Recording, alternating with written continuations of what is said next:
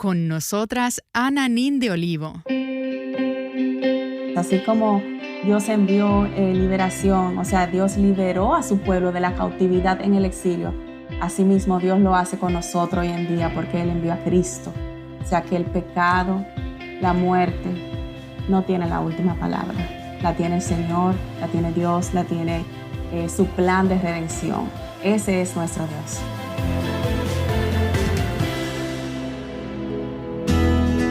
Estás escuchando Aviva Nuestros Corazones con Nancy DeMoss Wolgemuth en la voz de Patricia de Saladín.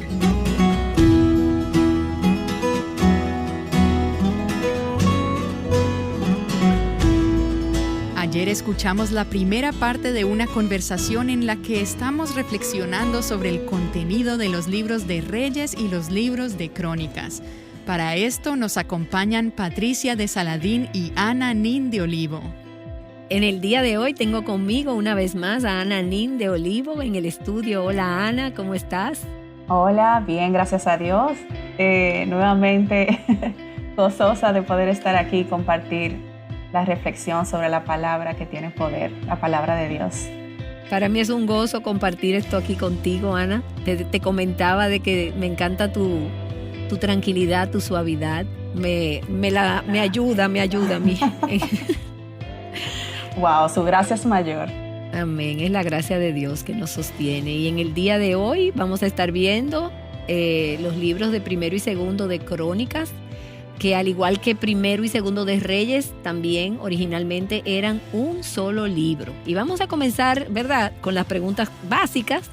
El autor, el mensaje central del libro. Ana, ¿quién se cree que es el autor de estos libros de primero y segundo de Crónicas?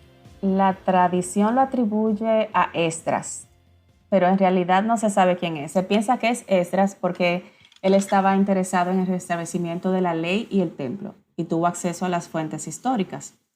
Otra razón por la que se cree que puede ser Esdras es que los últimos versículos de estos libros coinciden con los primeros del libro de Esdras. Pareciera que los primer y segundo libros de Crónicas pareciera que es un contenido repetido, pero el libro es único e importante y resume todas las escrituras judías y está al final como cierre de las escrituras judías. Es así. Y me encanta el mensaje central del libro y entiendo por qué cierra las escrituras judías, porque es que este libro trae la esperanza de un nuevo rey mesiánico y la esperanza de un nuevo templo. Y podemos ver, ¿verdad?, otra vez ese Dios fiel a su pueblo, ese Dios que mantiene su pacto con David. Pero Ana, este libro comienza con unas largas genealogías, a diferencia de primero y segundo de Reyes. Y nosotras podemos tender a saltar esas genealogías, pero en realidad son importantes. ¿Por qué serían importantes en este caso las genealogías?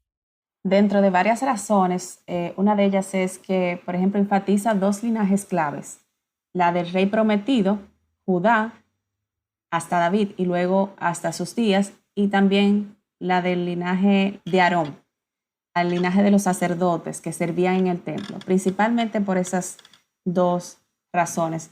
Pero también me acuerdo cuando hice el devocional, cómo el Señor me iba como mostrando por qué esto era tan importante. Uno que dice, no es necesario, pero sí, toda escritura es inspirada por Dios y es útil.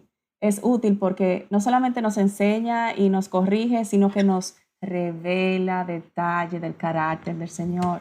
Y yo pude ver así en las genealogías como con cada familia tiene un propósito y inclusive, o sea, no es casualidad que Dios nos haya colocado como en familias específicas. Eso me llamó mucho la atención, o sea, cuando el Señor como que trajo esto a mi corazón, o sea, no es casualidad de que tú formes parte de la familia de la que tú formas parte. Dios te puso ahí con un propósito de reflejarle a Él y también de ser tallado por sus manos conforme a su carácter, el de Cristo.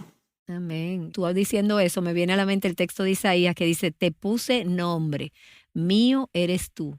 Y somos, dice, trae de lejos mis hijos y mis hijas, para gloria mía los he formado, los creé, los hice. Así es, Dios nos conoce por nombre, antes de que nosotras nos conozcamos a nosotras mismas. Pero el autor aquí vuelve a las historias de David, las historias que vimos en primero y segundo de Samuel, pero sin embargo, deja fuera las historias negativas de David. Y vemos a este David ahora organizando la construcción del templo y lo presentan como ese tipo de Moisés, como semejante a Moisés, semejante a ese futuro rey de Israel que vendría, porque recordemos que ese es el tema, o sea, ese rey mesiánico. Él es la imagen. Quieren presentar a David, porque era de la línea de David que vendría, como ese tipo futuro de ese rey con mayúscula de Israel. Pero deja bien claro que ninguno de estos reyes, ni David, ni Salomón su hijo, ni ninguno de los reyes del linaje de ellos es ese rey mesiánico que todavía ellos están esperando. Y me encanta que las historias de primero y segundo de Crónicas realmente lo que sostienen es esa esperanza para el futuro. Porque nosotras sí sabemos que ese rey ya vino por primera vez y ese rey venció y aplastó la cabeza de la serpiente. Pero nosotras estamos esperando ese rey mesiánico que vuelve otra vez en gran poder y gloria. Sí, Patricia, y para resaltar esa esperanza se enfoca en el linaje de David y deja fuera a todos los reyes desobedientes de Israel y resalta las historias de los reyes que sí obedecieron y cómo esto llevó la bendición de Dios.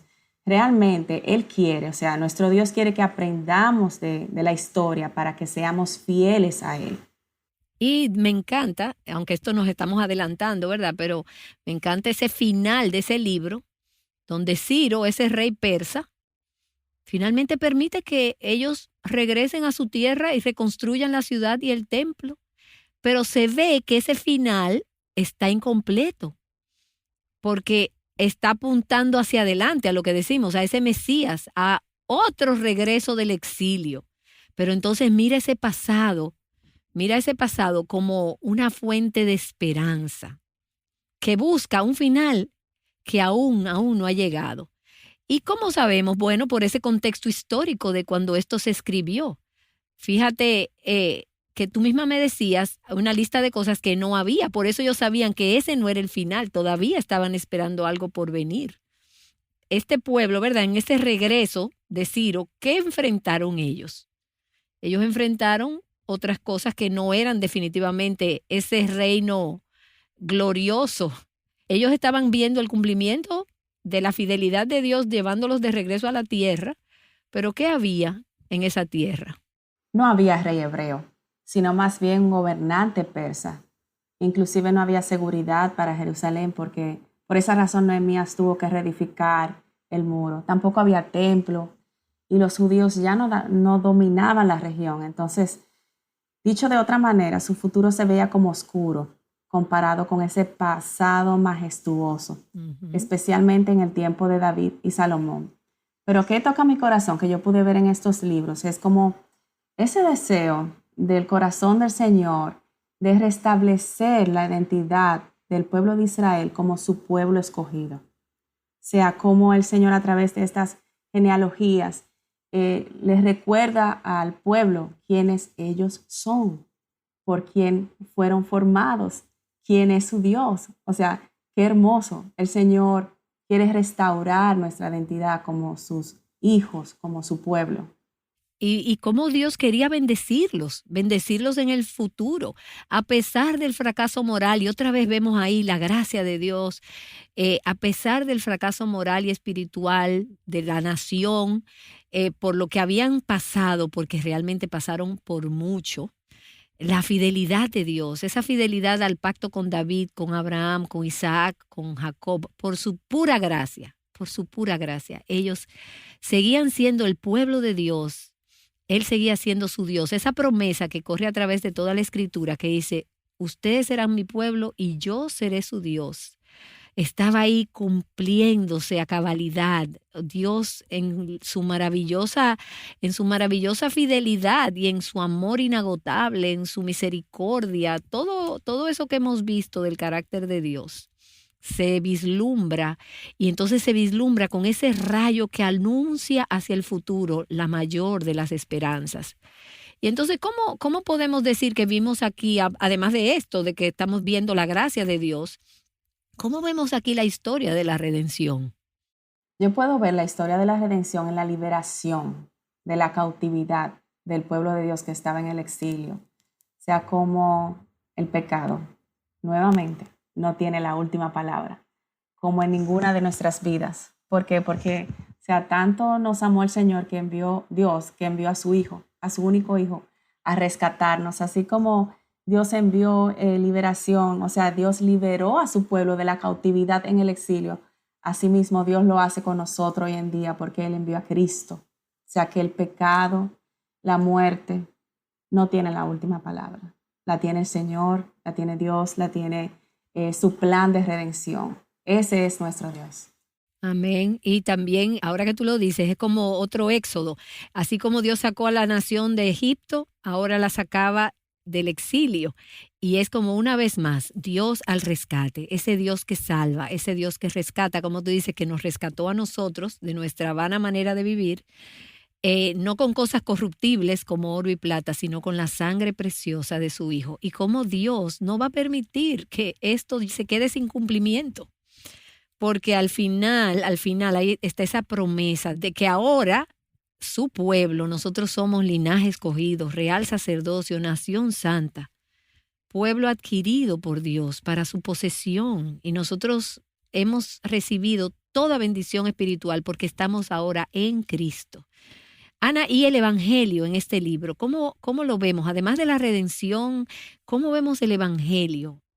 Lo podemos ver como el perdón, cómo se manifiesta ese perdón, cómo se manifiesta esa gracia de Dios a pesar del pecado y sus consecuencias, a pesar de la idolatría de su pueblo.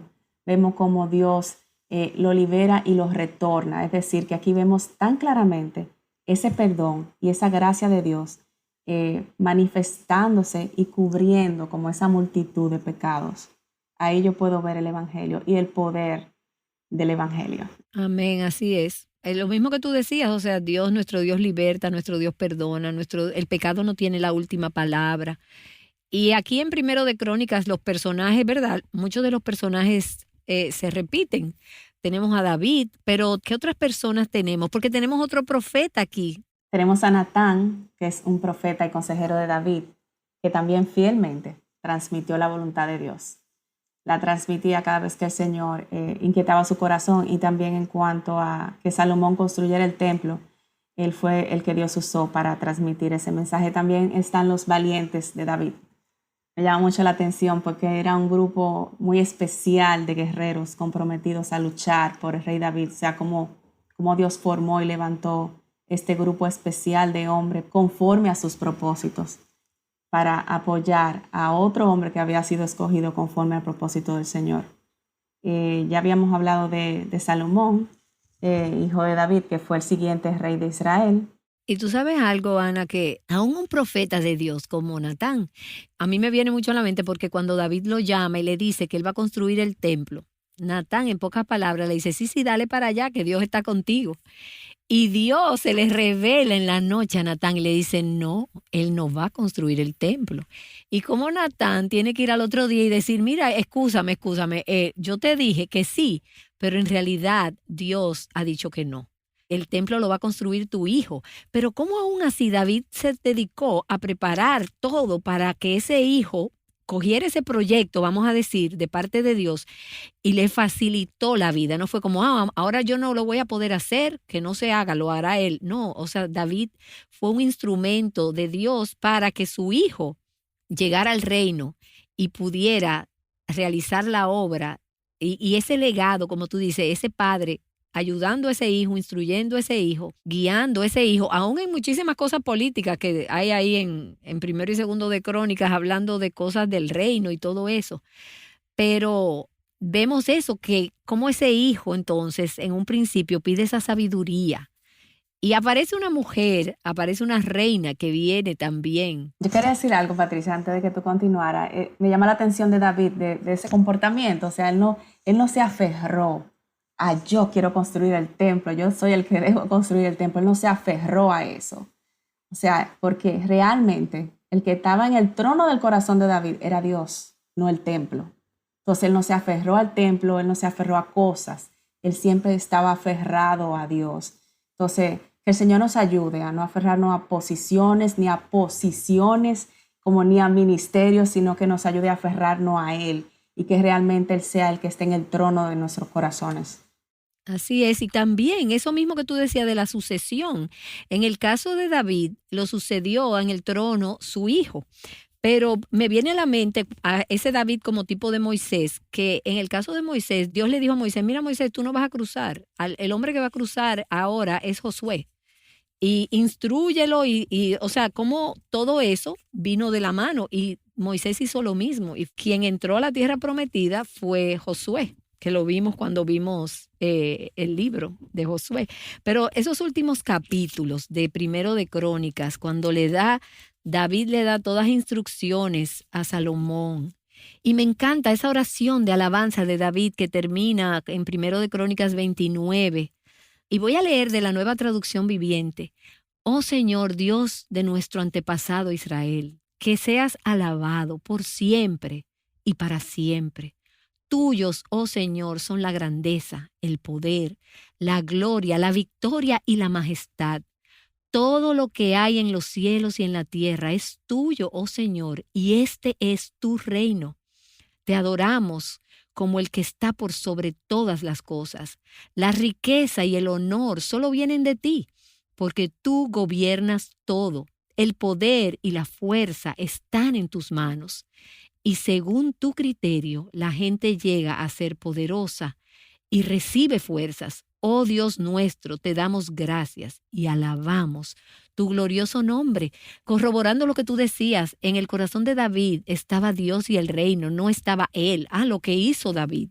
Él tenía la gloria de Dios en mente y esos últimos capítulos son una belleza, esas oraciones, esas palabras a ese hijo, traspasándole el que se aferrara a Dios y a su ley y la fidelidad a Dios. Y Dios definitivamente hizo grande a Salomón y le dio sabiduría como a ninguno de los reyes de la tierra. Era como veíamos en el programa anterior, nosotros tenemos la capacidad de corrompernos muy fácilmente. Y a un hombre lleno de sabiduría, de esa sabiduría especial dada por Dios, se corrompió porque volvemos y vemos la fidelidad de Dios a su palabra. La advertencia era seguir a Dios y ser fiel como pueblo, adorar a ese Dios verdadero y a no asociarse con otros pueblos. Y Salomón, buscando alianzas políticas, se casó con cientos de mujeres. Imagínate lo que sucedió cuando todas esas mujeres con todas esas costumbres paganas llegaron a ser esposas del rey de Israel. O sea, fue triste la consecuencia. Ana, y para seguir, ¿verdad? Como ya sabemos que estos personajes lo vimos en Primero y Segundo de Reyes, ahora están en Primero y Segundo de Crónicas, pero acerca de Dios, que es lo que estamos hablando, así como David tuvo esa percepción de su Dios, de su grandeza, de su majestad, de su gloria, ¿qué Dios te mostró mientras tú hacías estos devocionales acerca de su carácter, de sus caminos y de su obrar? Amén. Que el cumplimiento de sus planes y sus promesas no depende de condiciones externas, ni de la santidad, ni de la pecaminosidad del hombre. Primariamente depende de su carácter, que es fiel y que es verdadero. Y como había dicho anteriormente, o sea, nuestro Dios es un Dios de propósitos. O sea, Dios tiene un llamado, por ejemplo, especial para cada familia, para cada tribu escogida. O sea, el Mesías descendería de la tribu de Judá y los sacerdotes de la tribu de Leví. Entonces, el Señor nos recuerda que Dios nos coloca en familias específicas, con propósitos específicos para el cumplimiento de sus planes. También podemos ver que nuestro Dios es santo y es justo. En esta parte extraje unos versículos que dice que Judá fue llevado al destierro a Babilonia por su infidelidad.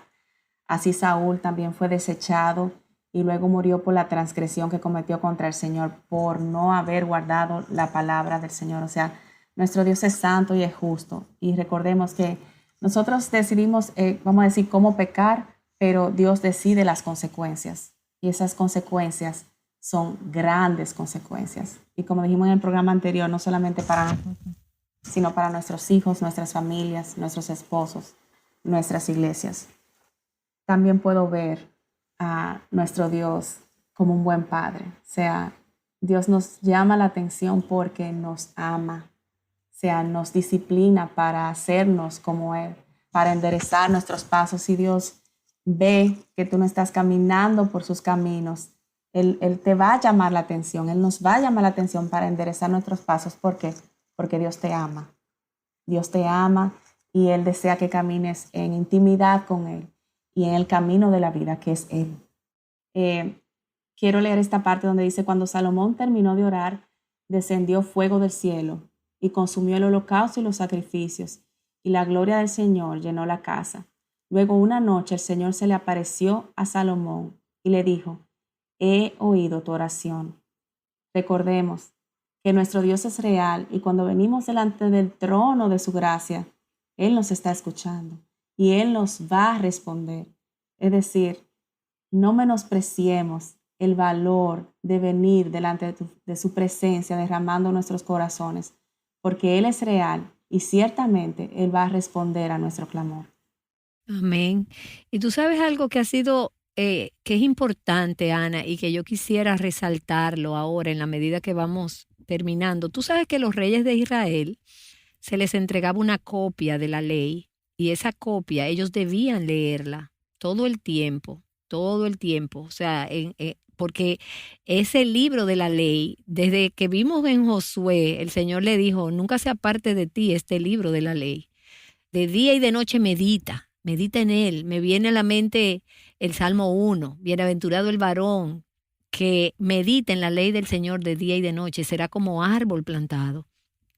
Y nosotros vemos la importancia aquí de prestar atención a cada palabra escrita en las Escrituras, de conocer la Escritura. Por eso estamos haciendo este reto de Mujer Verdadera 365, para que nosotras nos acerquemos a la Escritura diariamente. Nancy siempre dice: no hay atajos. Nosotras tenemos que ir a este libro de la ley, que Dios ponga amor en nosotras por su palabra, que nosotras seamos esas mujeres bienaventuradas que meditamos en la ley del Señor de día y de noche. Toda la Escritura es inspirada por Dios, toda la Escritura es útil. Cada pasaje tiene detalles del carácter de nuestro Dios que Él quiere revelarnos. Entonces nosotras debemos acercarnos a esa palabra, queriendo acercarnos a nuestro Dios, conocerlo más, vernos en ese espejo, no ser oidoras olvidadizas, ser hacedoras de la palabra y ser conocidas como mujeres de ese libro, que conocemos no solo el libro, conocemos al Dios del libro, pero lo conocemos a través de lo que Él nos ha dejado escrito. Porque imagínate, en ese tiempo los reyes tenían una copia, pero hoy en día nosotras tenemos el privilegio no de tener una copia. No, yo tengo la Nueva Traducción Viviente, la Nueva Versión Internacional, la Reina Valera del 60, la Biblia de las Américas, la Nueva Biblia de las Américas, y así, etcétera, etcétera. La tenemos en físico, la tenemos en nuestros teléfonos. En todas partes aparece la palabra de Dios. Y que nosotras seamos sabias y nos demos cuenta al leer todas estas historias de cómo es central prestar atención. Escucha, Israel. Él nos dice a nosotros: sean oidoras. Escuchen, no oír sin escuchar, no, escuchar y entrar esa palabra y darle peso a cada palabra que sale de la boca de Dios. Porque no es cosa vana, es nuestra vida. Entonces, si hay algo que nosotras debemos ver de todos estos reyes, de los profetas, es claro, el libro nos está apuntando a ese rey mesiánico que viene. Nosotras estamos esperando la segunda venida en gloria de nuestro gran Dios y Salvador Jesucristo. Y lo esperamos y lo creemos porque su palabra lo dice, Ana. O sea, nosotras tenemos esta esperanza porque Él lo ha dicho así. Y lo que Dios dice es, en Él es sí y amén. Entonces, en esa confianza que nuestro Dios aumente nuestra fe. Como tú decías, quizás no importa, que a veces os importa porque nos sentimos a veces quizás tenemos que clamar como los discípulos: Señor, yo creo, pero ayuda a mi incredulidad. Porque a Dios quiere que seamos sinceras, pero seamos mujeres del libro y sea Dios veraz. Y en lo que los hombres contradigan, todo hombre mentiroso. Sabe, Patricia, un detalle que me pasó al principio cuando yo empecé a leer lo de las genealogías. Yo me quedé como en blanco. Le oraba al Señor, muéstrame. No solamente es ir y sentarte y abrir la palabra de Dios, sino esperar pacientemente con un corazón dispuesto a escuchar su voz. O sea, cuando tú estás con un amigo, por ejemplo, si tú vienes y te reúnes con tu amigo, tú esperas a que él te hable y ahí conversan. Tú no te vas de una vez. O sea, para cultivar una relación, tú tienes que invertir tiempo, tienes que ser paciente y tienes que aprender a escuchar. Y al principio, cuando yo entré por genealogías, yo me senté. Yo me senté y le pregunté al Señor, o sea, muéstrame, porque yo no lo veo, o sea, y ciertamente yo esperé a escuchar su voz y el Señor habló a mi corazón y el Señor me abrió los ojos. Porque ciertamente nuestro Dios es real, es un Dios vivo y su palabra es la verdad. Entonces, cuando tú vayas a leer tu palabra, tú te sientas con un corazón dispuesto, paciente, como tú dices, Patricia, no solamente a oír, sino a escuchar y a esperar a escuchar su voz, porque ciertamente Él va a hablar a tu corazón. Amén, porque esa palabra está viva y gloria a Dios por esto.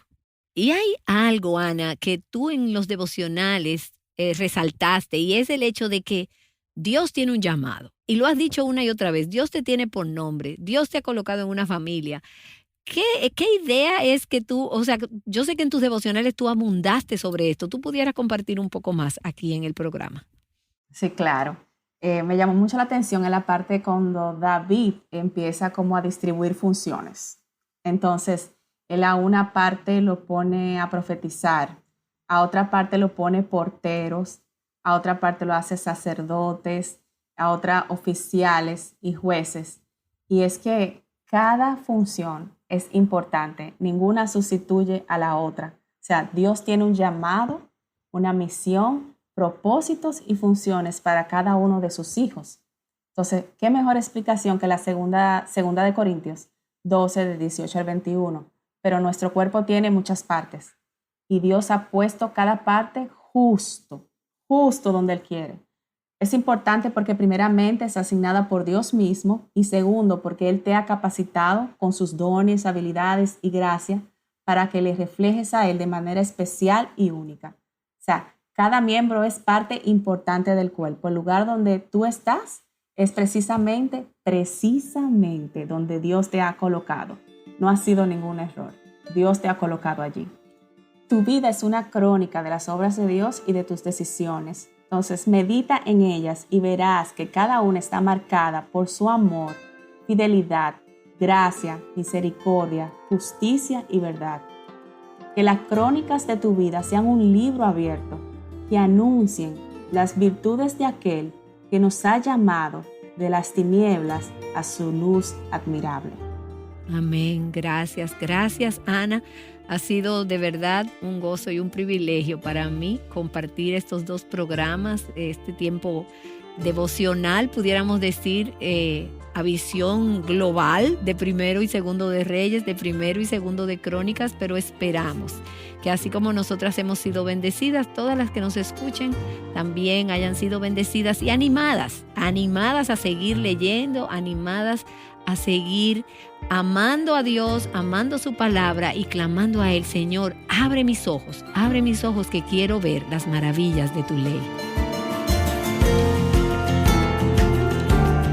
Has estado escuchando a Patricia de Saladín en conversación con Ana Nin de Olivo. Ellas nos han estado ayudando a ver la esperanza que tenemos en Cristo a través de la historia bíblica del pueblo de Israel. Si te has perdido alguno de los programas anteriores en los que hemos conversado acerca de los libros de Josué, los jueces, Samuel, entre otros, encuéntralos en nuestro sitio web avivanuestroscorazones.com. Haz uso del buscador para encontrarlos por tema o por título. Y recuerda, la lectura bíblica para hoy en el reto Mujer Verdadera 365 es Segundo de Crónicas, capítulos 11 al 14.